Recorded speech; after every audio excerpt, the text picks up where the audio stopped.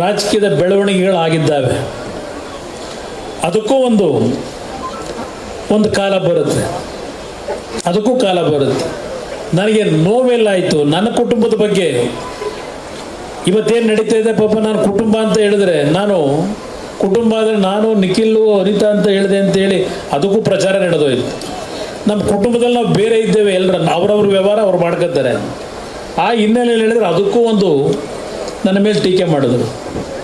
ಆದರೆ ಇವತ್ತು ಹೇಳ್ತೇನೆ, ಈ ರಾಜ್ಯದ ಮುಖ್ಯಮಂತ್ರಿಗಳಿಗೆ, ಇವತ್ತು ಕಾಂಗ್ರೆಸ್ನ ನಾಯಕರಿಗೆ ಹೇಳ್ತೇನೆ, 82 ವರ್ಷದ ಯಡಿಯೂರಪ್ಪ ನಮ್ಮ ಕುಟುಂಬ ಮುಗಿಸಬೇಕು ಅಂತ ಹೇಳಿ ಏನೇನು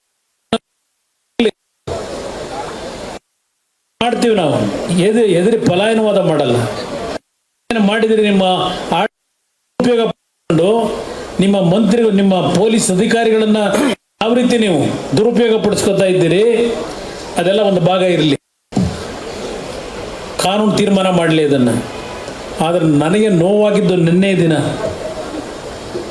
ಈ ರಾಜ್ಯ 4 ಬಾರಿ ಮುಖ್ಯಮಂತ್ರಿಗಳಾಗಿ 82 ವರ್ಷದ ಯಡಿಯೂರಪ್ಪನವ್ರ ಬಗ್ಗೆ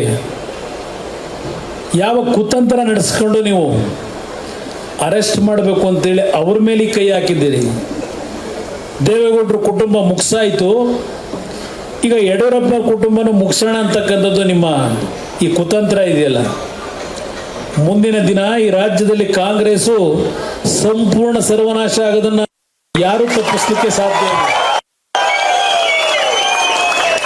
ಅದು ಫೆಬ್ರವರಿ ತಿಂಗಳಿನಲ್ಲಿ ಕಂಪ್ಲೇಂಟ್ ಕೊಟ್ರಂತೆ.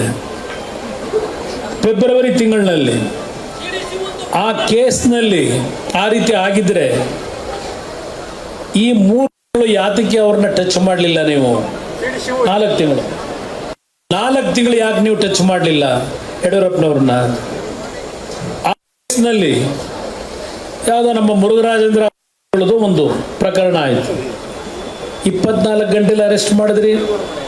ಇಲ್ಲಿ ಯಾವುದೋ ಇದೆಂಥದ್ದು ಇದು ಅಂದ್ರಳ್ಳಿ ಅಂತೇಳಿ ಇಲ್ಲಿ ಯಾವುದೋ ಒಂದು ಪಾಪ ಅವ್ರು ಯಾರೋ ಸ್ವಾಮಿ ನನ್ನನ್ನೇನೋ ಒಂದು ಕರೆದೇನೋ ಪೂಜೆ ಮಾಡಿಸಿದ್ರು, ದೇವೇಗೌಡರನ್ನ ಕರೆದು ಅಲ್ಲೇನೋ ಒಂದು ಪೂಜೆ ಮಾಡಿದ್ರು ಅಂತೇಳಿ ಅವ್ರ ಮೇಲೆ ಅದು ಎಂಥದೋ ಒಂದು ಮತ್ತೆ ಅಲ್ಲೊಂದು ಪೋಸ್ಕೋನೋ ಮಾಡಿ ಪಾಪ